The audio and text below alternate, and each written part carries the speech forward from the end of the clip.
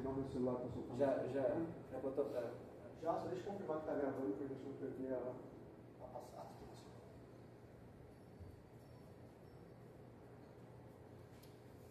Ai, ai.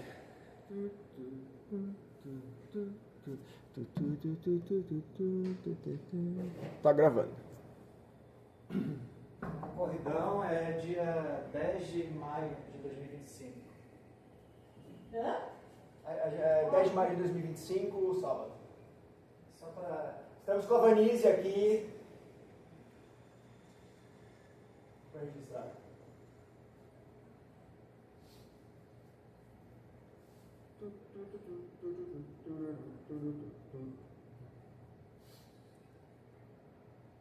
Bora.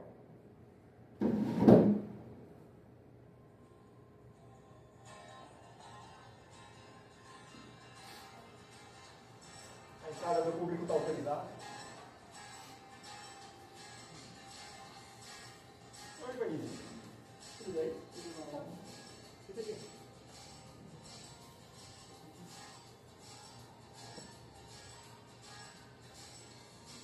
Oi, tudo bem?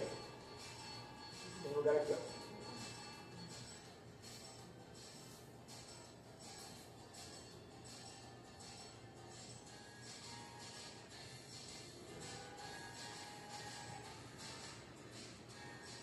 Tudo bem? Estou precisando de 5 reais, você pode me avisar? Opa, tudo bem? Vamos vem cá. Deixa eu ver.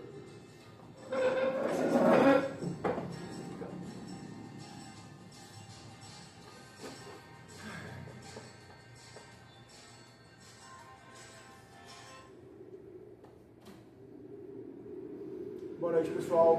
A gente está muito feliz em ter vocês aqui essa noite no Teatro São Bernardo. Nesse evento em homenagem ao grande poeta e nosso amigo Antônio Artaud. E para ver as homenagens dessa noite, eu vou lembrar junto com vocês algumas palavras de André Breton. Toda vez que me ocorre recordar com nostalgia o que foi a nossa juventude surrealista. É da figura de Antônio Artaud, magnífica e sombria, que eu me lembro. Era um certo murmurar da sua voz, que colocava flocos de ouro nas sombras. Era aquele número 3 da revista Revolução Surrealista. A nossa proposta surrealista tem até hoje 3 elementos sinceros, ao que acrescento que os eventos dos últimos anos, dos nossos anos, elevaram ao grau de extrema urgência. Mudar o mundo, transformar a vida, recriar a compreensão do ser humano. De há 100 anos atrás eu ouço emergir aquela esperança indistinta que nos impulsionou e que tomou numa enxurrada todos aqueles que se nos opunham. O segredo dessa energia precisa ser reencontrado. Antônio Artaud é em nossos... Nunca ouvi falar desse tipo aí. Antônio Artaud é em nossos dias aquele que se lançou sozinho, o mais temerariamente longe nesse caminho. E partindo disso, as considerações anteriores me proíbem de comentar a sua... Não vou não comentar nada mesmo. Eu tô cansado desse papo furado. Antônio Artaud Antônio Artaud é em nossos dias Tem uma chave aqui, o porteiro, eu preciso sair desse aquele lugar. que se lançou sozinho, mas temerariamente longe nesse caminho. Eu partindo... tenho claustrofobia. E falar disso seria trair uma questão sagrada, como nunca se pôde trair antes. É sagrado como nunca foi em toda a minha vida. Se eu não pegar um pouco de outra agora, Dá eu vou licença, por morrer. favor.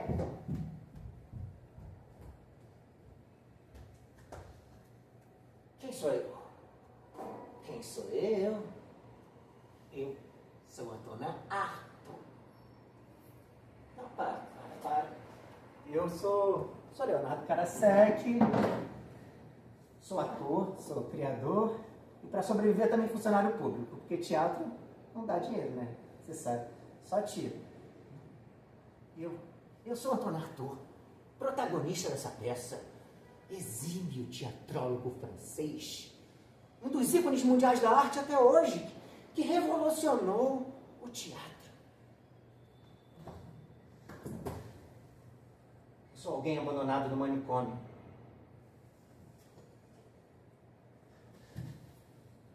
Que nunca foi levado a sério e e morreu na miséria.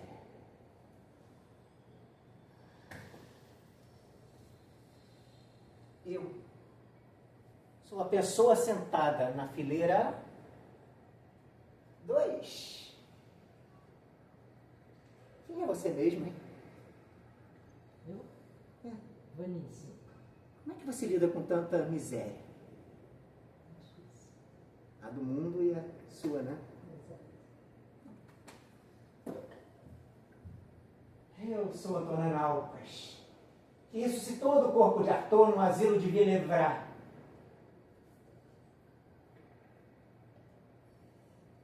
Eu sou Cristo, pedindo ópio para fazer um milagrezinho. De onde eu venho? Eu nasci em Marselha. Eu nasci em Marselha em setembro de 1896. Não, para, eu nasci em 20 de Niterói. Eu nasci em 1971. Eu nasci em Marselha. Desembarquei na Gare de Lyon. Fiz baldeação no Tatuapé. Fui para a Vila Carrão.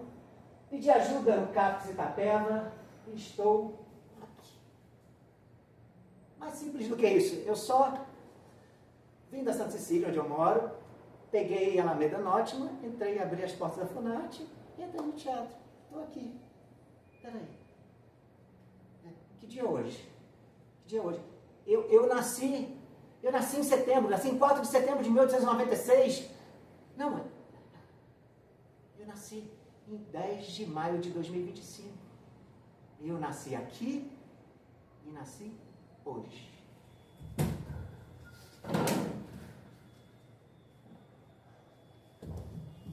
Quem sou eu? De onde eu venho? Eu sou Dona Arthur e basta que eu diga, como só eu sei dizer, imediatamente Onde vê meu corpo atual voar em pedaços e se juntar novamente sob 10.000 aspectos diversos, um novo corpo no qual nunca mais poderão me esquecer. Eu, Antônio Arthur, sou meu pai, meu filho, minha mãe, eu mesmo. Eu represento Dona Arthur, estou sempre morto. Mas um morto vivo. Um vivo morto. Eu estou sempre morto. Sou um vivo. A tragédia em cena já não me basta. Quero transportá-la para a minha vida.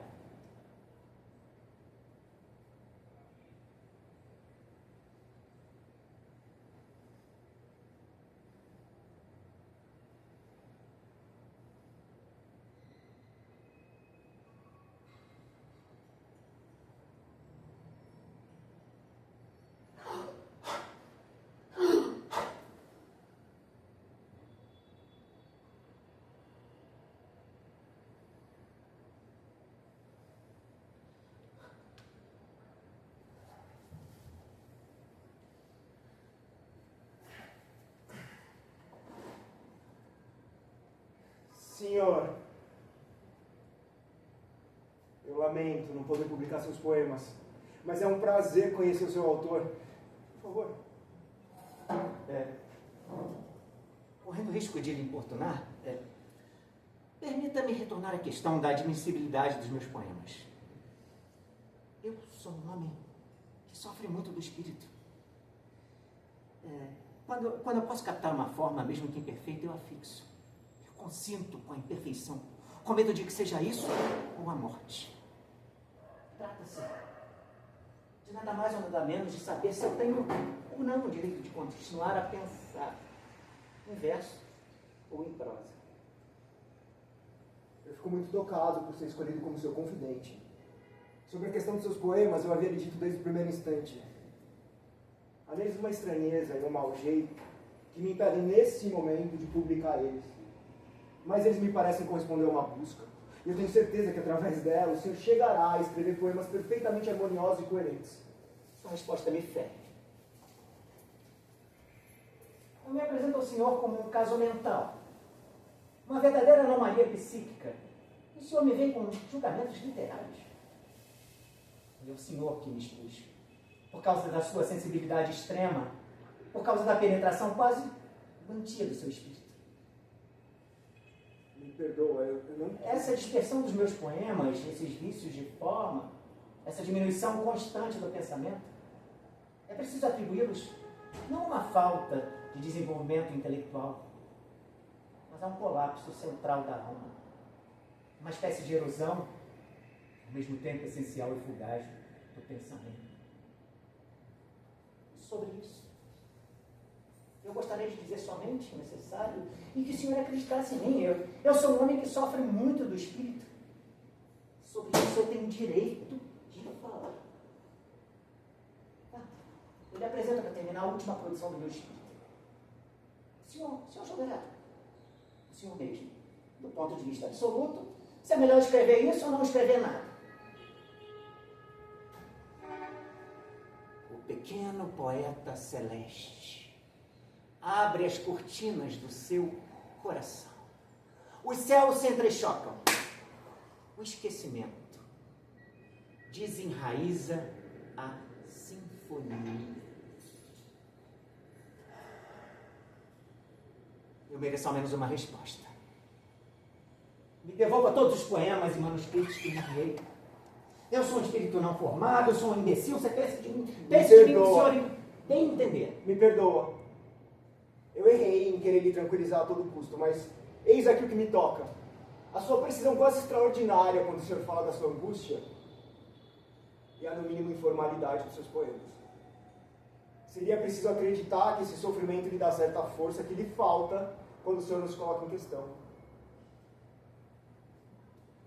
Eu acredito que o que lhe fragmenta é o excesso de liberdade que o senhor se dá. Para se sustentar, o espírito precisa de um limite. E ó, que venha em seu auxílio a bem-vinda opacidade da experiência. Eu não sou otimista, mas eu me recuso a me desesperar. Eu guardo o seu poema e, por favor, me envie tudo que o senhor escreveu. Essa inaplicação ao objeto que caracteriza toda literatura em mim é uma inaplicação à vida. Uma doença que afeta a alma na sua realidade mais profunda, que infecta suas manifestações. O veneno do ser. Uma verdadeira paralisia. Uma doença que remove a palavra, que remove a lembrança, que desenraiza o pensamento. Uma ideia? E se publicássemos então essas cartas que o senhor me escreve? Podemos também inserir um trecho ou outro dos seus poemas. Ao todo daria um pequeno romance e seria curioso. Sim. Sua resposta me alegra, me preenche. Em todo caso, poderíamos publicar fragmentos significativos dos poemas. Creio que a maioria das estrofes tomadas assim estão ótimas. Mas assim, o senhor escolherá, aqui não sou mais juiz, coloca-me em suas mãos. Então, eu precisava agora que você lesse um poema para mim, para convencer o Rivière de que, para me publicar, porque aí se ele gostar desse poema, eu acho que vai dar tudo certo. Esse daí, por favor. Os poetas levantam as mãos, onde tremem os vivos vitrióis. Sobre as mesas do céu, a ídolo, se arquela e o sexo bom. Mergulha uma língua de gelo em cada buraco, em cada lugar, que o céu deixa ao avançar. O solo está todo coberto de almas e de mulheres com sexo bonito, cujos cadáveres pequeninos desborboletam suas múmias. Muito bem, obrigado. Agora acho que o Rivière me publica, hein? Rivière. Cadê o Rivière? Você viu o Rivière? Oi? Quem é você, hein? Quem sou eu? Eu sou Antônio Artaud. E basta que eu... Aí, para. Isso daí já foi no começo da peça. Vamos daqui pra frente. Vamos lá. Lê isso aqui pra mim, por favor. Pode soltar a música?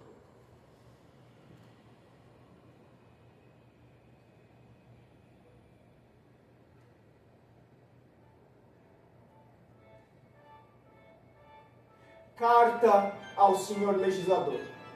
Senhor legislador da lei de 1916 sobre os entorpecentes. És um idiota. A lei de entorpecentes coloca nas mãos do inspetor usurpador da saúde pública o direito de dispor da dor dos homens. É uma pretensão singular da medicina moderna acreditar seus deveres à consciência de cada um. Se eu perdi a minha lucidez, a medicina só tem uma coisa a fazer, quer me dar substâncias que me permitam recuperar o uso dessa lucidez. O ópio é essa substância que permite àqueles que perderam a vida de suas almas que voltem a ela. Há um mal contra o qual o ópio é soberano, e esse mal se chama angústia. A angústia que enlouquece. A angústia que faz suicidas. A angústia que faz condenados. A angústia que o seu médico não entende e que a medicina não conhece. A angústia que fode a minha vida. Pode deixar, pode deixar. A angústia que espreme o cordão umbilical da vida.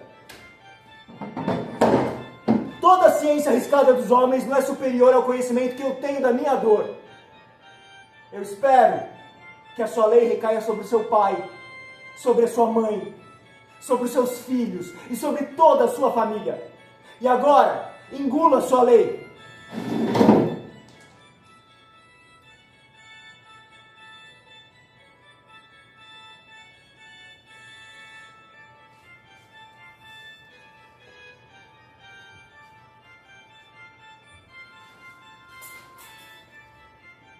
Desliga.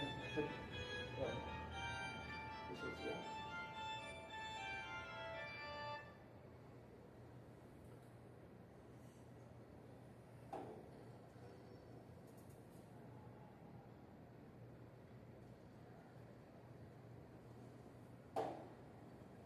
Existe, a 48 horas ao norte da cidade do México, uma raça pura de índios vermelhos que estará no mar. Essa raça, que já deveria estar degenerada há 400 anos, resiste a tudo que vem atacá-la. A civilização, a mestiçagem, as guerras, as feras, as tempestades e a floresta. Eles vivem nus, inverno, nessas montanhas cobertas de neve, contra todas as teorias da medicina.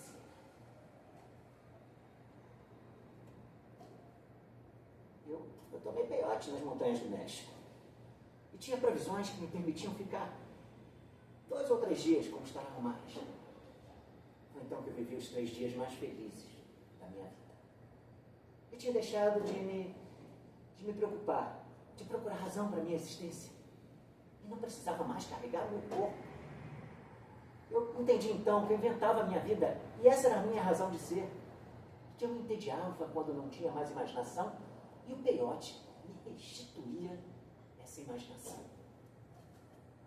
Se atualmente eu tenho um inchaço do fígado, uma dilatação do coração, e estados ansiosos, dolorosos que transformam minha vida num drama, isso foi causado pelos 5 meses de envenenamento sofridos no asilo de Quatremer, a mando da polícia francesa. Peiote ressuscita no trajeto inteiro do eu nervoso a memória de verdades soberanas, através das quais a consciência humana não mais perde, mas pelo contrário, recupera a percepção do infinito. Em que consistem essas verdades? Não é meu papel te mostrar, mas devo fazê-las renascer no seu espírito, e com a ajuda da boa vontade de um homem vindo do outro lado do mar, que não é da nossa raça, talvez possamos quebrar mais uma resistência.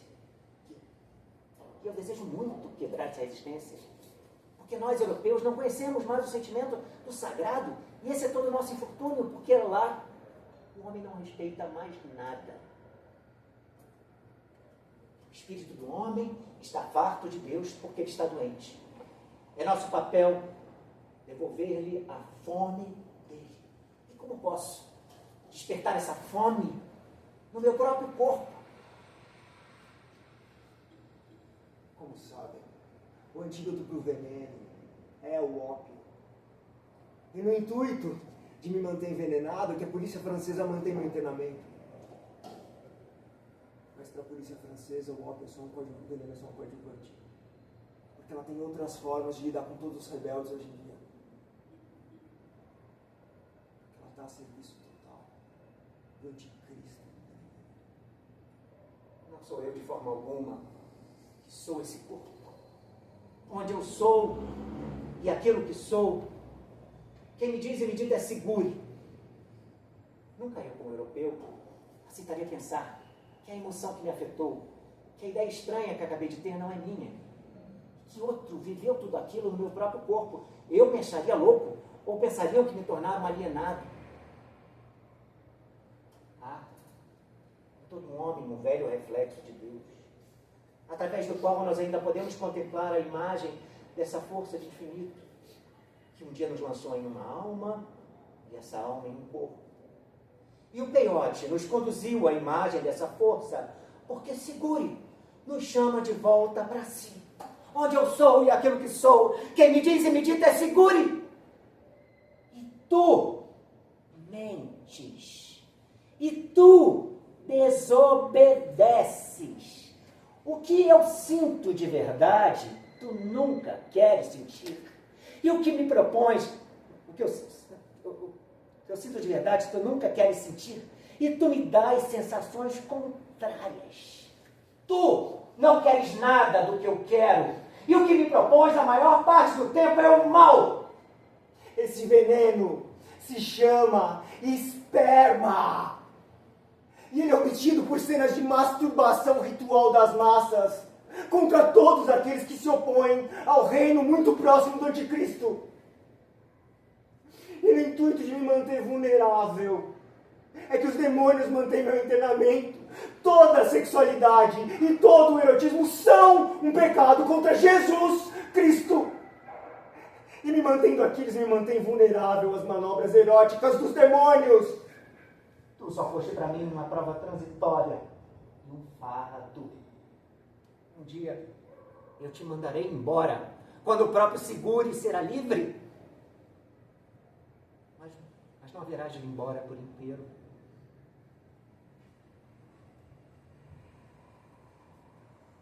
O Siguri que te fez várias vezes. Tu me serviste de abrigo contra a tempestade. Porque Siguri morreria se não tivesse a mim.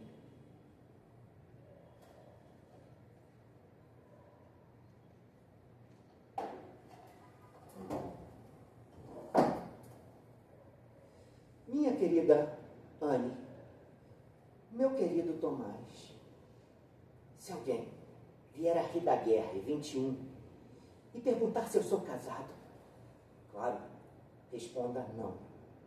Mas, se perguntar se alguma vez houve alguma questão de eu me casar, vocês também têm de responder não, porque eu nunca pensei nisso. Ouça-me, a minha existência, a minha própria existência, depende dessa resposta. Eu não posso lhe dizer agora do que se trata, mas é um assunto da maior gravidade.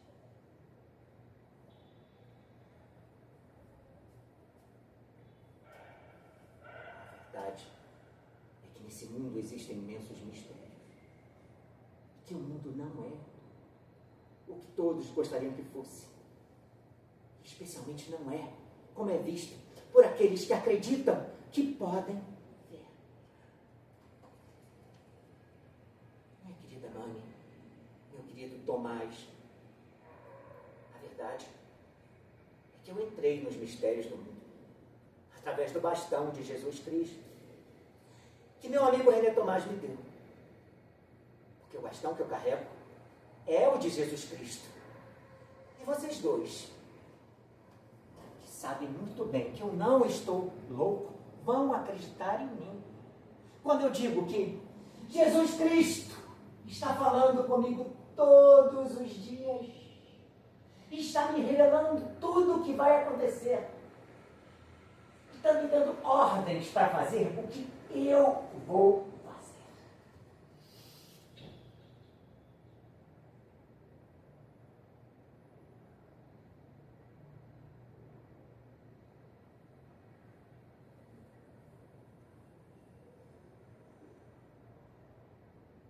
Quando eu provei o peiote, eu fui atravessado por uma angústia e me senti como que revirado e rederramado do outro lado das coisas.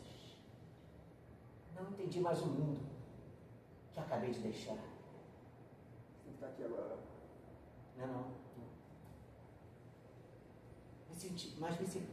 Não compreendia mais o meu corpo, mas me sentia muito mais seguro. Não entendia mais o meu corpo, que me dava segurança graças aos seus limites. Não entendia mais o meu corpo, que me dava segurança graças aos seus limites. Mas me sentia muito mais feliz por pertencer ao ilimitado. Porque compreendi que eu era o mesmo, veio da cabeça desse ilimitado. O infinito. Me sentia como uma onda gasosa, que emitia por toda parte seu crepitar incessante. Coisas vindas do baço, do fígado, do coração, dos pulmões, explodiam nessa atmosfera que hesitava entre o gás e a água. E o que saía do meu baço tinha forma de letras de um alfabeto misterioso e muito, muito, muito antigo, mastigado por uma boca enorme, mas terrivelmente reprimida, orgulhosa, legível, zelosa da sua invisibilidade. Esses signos eram varridos por toda parte, no espaço, enquanto parecia que eu subia, mas não sozinho. De 1937 até hoje, eu fui preso e encarcerado na Irlanda. Deportado para a França. Da França, internado no hospital de Le Havre. E transferido de Le Havre para Rouen. E de Rouen para o hospital de Sainte-Anne, em Paris. E do hospício de Sainte-Anne, em Paris, fomos jogados no asilo de Em Villevra me colocaram primeiro na ala dos loucos agitados, depois na ala dos epiléticos, depois na ala dos perigosos e na ala dos imbecis. Indesejáveis. Eu fiquei em Villevra durante 2 anos na ocupação nazista. E o administrador da época achou que era uma boa ideia cortar as verbas da saúde mental. 50% das pessoas que foram internadas naquela época morriam, a maior parte delas de fome. Um pouco parecido com o que aconteceu aqui no hospital de Barbacena, no Brasil. Aliás, como é que está a verba da saúde mental hoje? Vamos cheio de tristeza. Vamos falar de coisa boa, vamos voltar ao nosso roteirinho de viagem. Então, do hospício de Villevra, nós fomos presos compulsoriamente no asilo de Chazal Benoit. E de Chazal Benoit, nós fomos jogados no hospital psiquiátrico de Rodez. Foi lá que tudo aconteceu. Ambulâncias, Casas de saúde, prisões, camisas de força, hospícios, eletrochoque.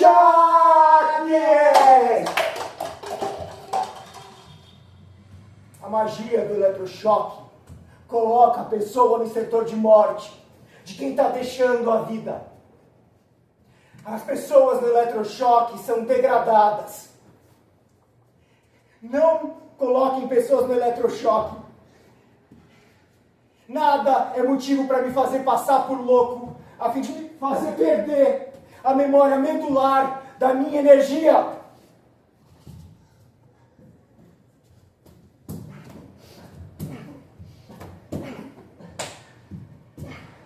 Levanta, homem! Levanta, homem, levanta! Levanta, homem! O dançarino do peiote passava várias vezes à minha frente, girando e gritando por vaidade, porque ele compreendeu que seu grito me agradava. Levante-se, homem, levante-se! Berrava a cada volta. Eu participei do rito do peiote na Alta Serra Mexicana, do rito da água, das danças, dos golpes na cabeça, dessa espécie de cura mútua, e também das purificações. Desperto e cambaleando, fui levado até as cruzes para a cura final, onde os feiticeiros fazem vibrar seus instrumentos sobre a cabeça do paciente. Os sacerdotes me ajudaram a entender que era o fígado humano que o eu se torna consciente. Mas, para que o fígado humano se torne consciente, é necessário ao menos que o corpo esteja bem alimentado.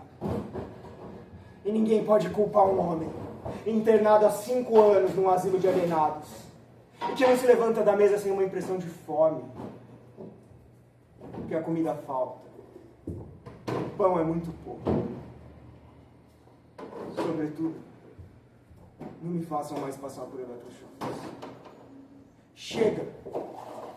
Chega! Chega desse traumatismo punitivo. As fogueiras se erguiam por toda parte em direção ao céu. Embaixo as danças já haviam começado. Diante dessa beleza, finalmente realizada, dessa beleza de imaginações radiantes, como vozes num subterrâneo iluminado, eu senti que meu esforço não havia sido em vão. Os manicômios são recipientes premeditados de magia negra. Não apenas porque os médicos promovam a magia através de suas terapias híbridas e inoportunas, mas porque os médicos, eles praticam magia.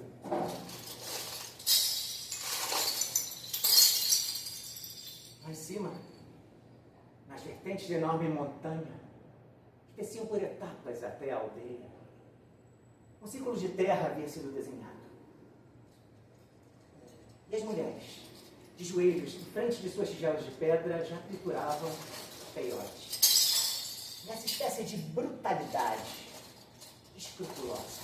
Se não existissem médicos, não existiriam doentes. Nem esqueletos dos doentes para serem triturados e dissecados pelos médicos. Porque a sociedade não começou com os doentes. Não. Ela começou com os médicos.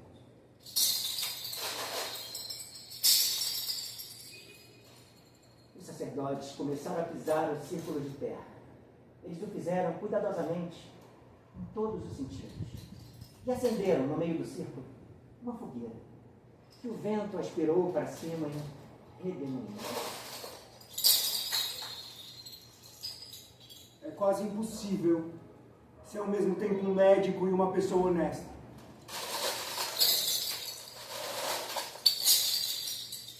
Durante toda a noite, foram restabelecidas as conexões perdidas, com gestos triangulares que cortavam, estranhamente, as perspectivas do ar.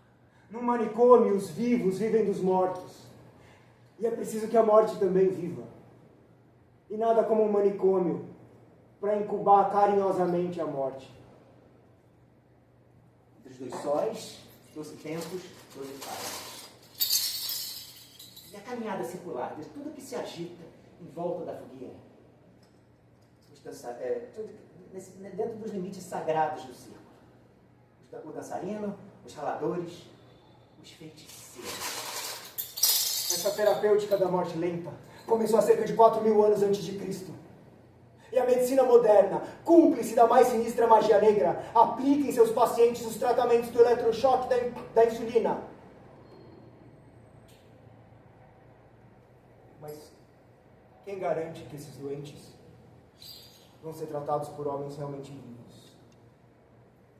Parlade ta azor tauela uela atara ila. Sim. E que é um louco? É um homem que preferiu ficar louco no sentido socialmente aceito, atrair uma ideia superior de honra humana. O que é um verdadeiro louco?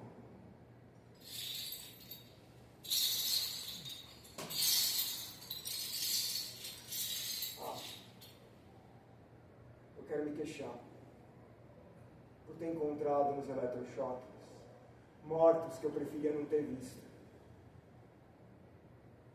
Tudo que eu pergunto é por quê?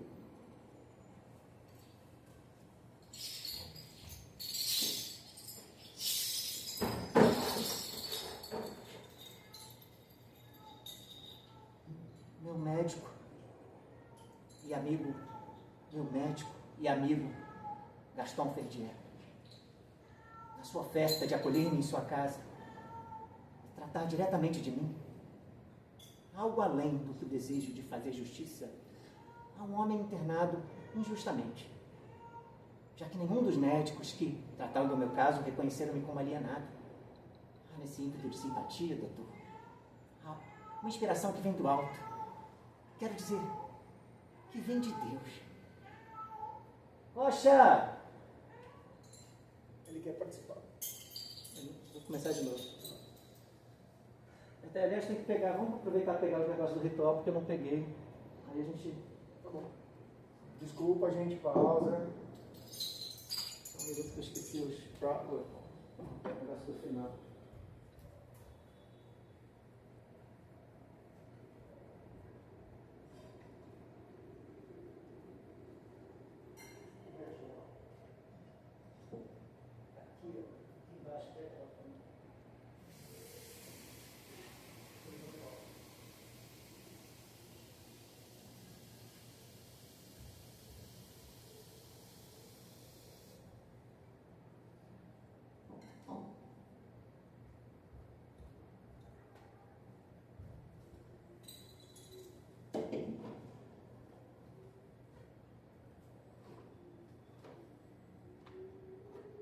Meu médico e meu amigo, Gaston Ferdier, na sua oferta de acolher-me em sua casa e tratar diretamente de mim, algo além do que o desejo de fazer justiça a um escritor internado injustamente, já que nenhum dos médicos que trataram do meu caso reconheceram-me como alienado. Há nesse ímpeto de simpatia uma inspiração que vem do alto. Quero dizer, Dr. Ferdier, que vem de Deus. E foi Ele que me incitou a ajudar um homem renegado por outros homens, que sou eu. Antonin Artaud era um escritor, era um homem de teatro e um ator célebre. E é curioso que seu internamento tenha permanecido por mais de 5 anos sem nenhuma prudência, sem que algum movimento de repulsa eficaz se erguesse na consciência de pessoas honradas. Embora tenha havido muita indignação e vários movimentos de pessoas nas ruas da França e pelo mundo do Ferdier, desde que Antonin Artaud foi internado. Houve manifestações pelas ruas de Le Havre, em torno do Hospital Pinel, onde Antonin Artaud era mantido em camisa de força, envenenado em sua comida, enquanto repicavam os sinos de todas as igrejas de Le Havre. Esse movimento era conduzido por André Breton e pela ação francesa. Houve outros em Rouen, em Saint-Anne, e aconteceram inúmeros movimentos sangrentos nas ruas da França, de Paris, enquanto Antonin Artaud estava preso no hospício de Ville-Évrard.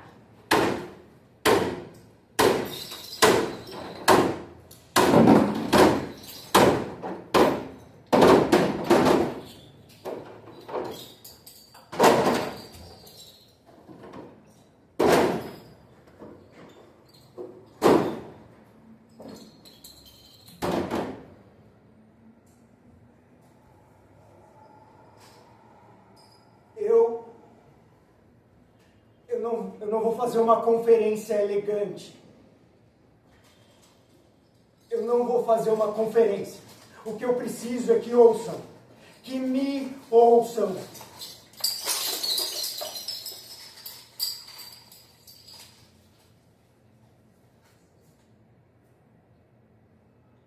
Para falar a verdade, eu fui muito bem recebido quando eu voltei a Paris. Mas não se podem esquecer os 9 anos de internamento, 3 de isolamento, 5 meses de envenenamento e 50 sessões de eletrochoque. Depois disso, um homem não volta a ser ele mesmo. Eu precisaria de não sei quantas toneladas de heroína para voltar ao meu normal. Uma noite, enquanto eu andava pelo cais, no meio de uma angústia filha da puta,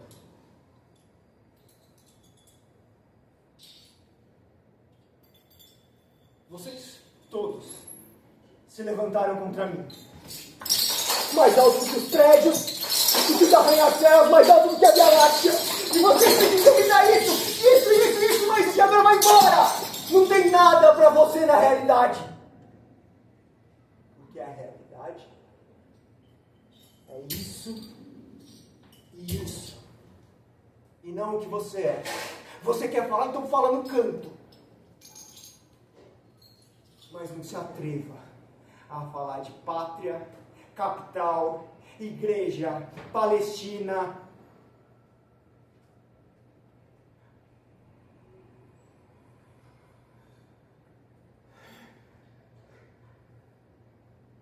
Porque a vida, ela não é feita só de coisas superficiais. Oi, querido, que bom te ver! Ah, ótimo, também estou achando ótimo te ver, lindo! Ah, gratiluz são seus olhos com essa beleza toda, meu amor, como você tá lindo! É a felicidade que me faz bonito assim! Ah, saúde e paz, o resto a gente corre atrás!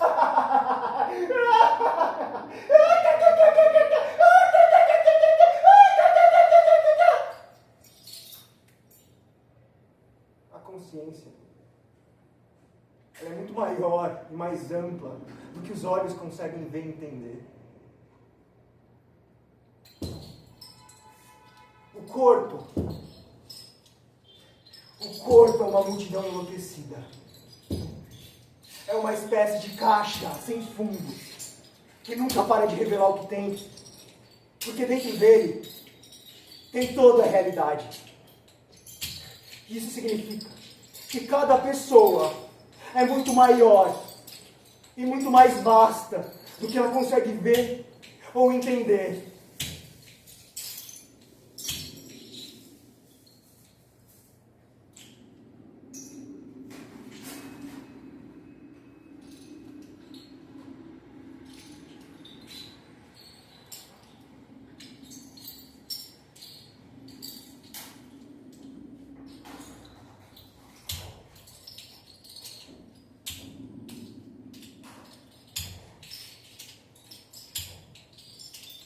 Quem sou eu? Eu sou Camille Claudel. Quem sou eu? Eu sou Genivaldo de Jesus, morto pela polícia do Ceará quando voltava da farmácia com meu remédio psiquiátrico no bolso. Quem sou eu? Eu sou Fernando Diniz, internado por toda a vida no Hospital do Engenho de Dentro, e que se revelou artista plástico. Quem sou eu? Eu sou Wesley dos Santos, morto em um surto esquizofrênico pela polícia, quando minha mãe ligou para a polícia pedindo ajuda. Quem sou eu? Eu sou Arthur Bispo do Rosário.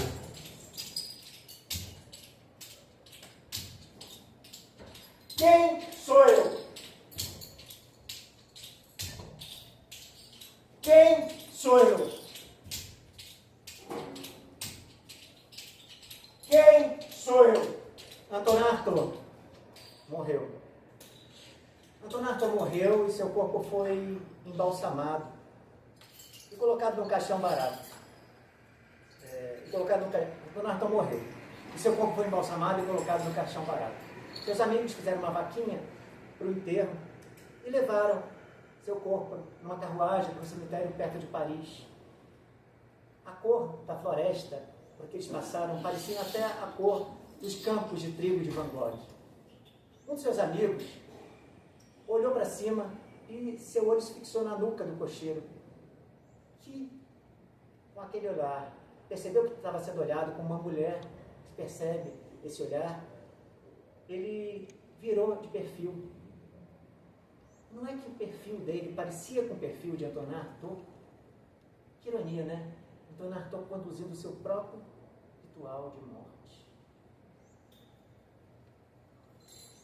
Mas aí eu fico pensando, nesses últimos momentos de vida, nesses últimos minutos de vida, o que Antonato pensou? Qual a ideia que ele teve? Será que teve algum desejo, um medo?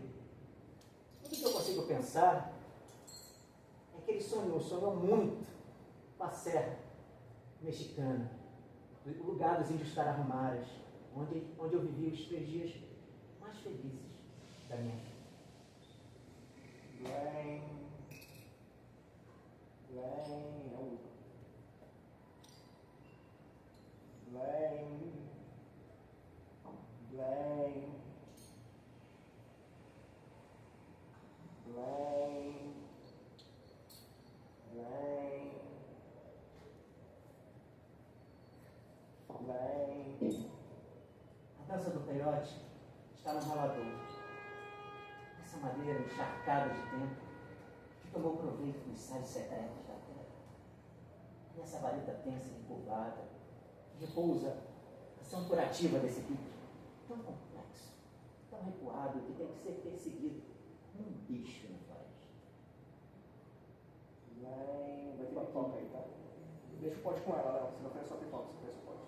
Lém. Pode comer a pipoca. Lém, vai ser pipoca de verdade. Lém, pode deixar. Lém. Lém. Lém. Lém. Cada feiticeiro para arrumar ou morrer deixa seu corpo com infinitamente mais sofrimento do que cada feiticeiro para arrumar ou morrer deixa seu ralador com infinitamente mais sofrimento do que ao deixar seu corpo.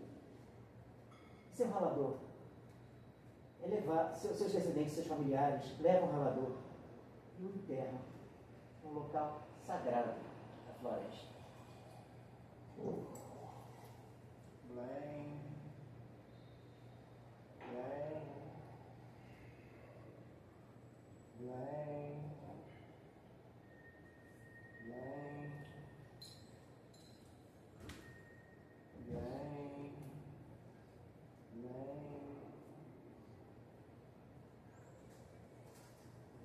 Aí um mistério que os feiticeiros tarahumaras guardaram zelosamente. Que palavra mãe, que palavra perdida nos transmite o mestre do peiote?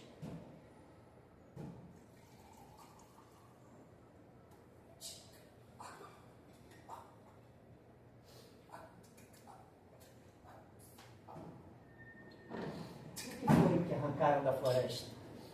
E que a floresta lhes oferece tão lentamente?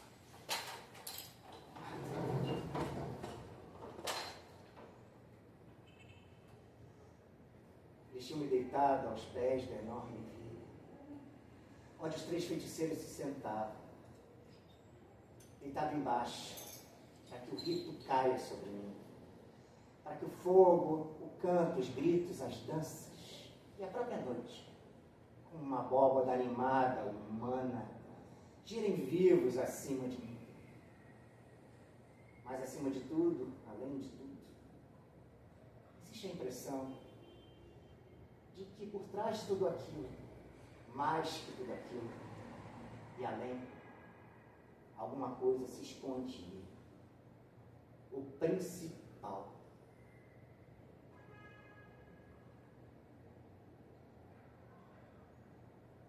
Acabou.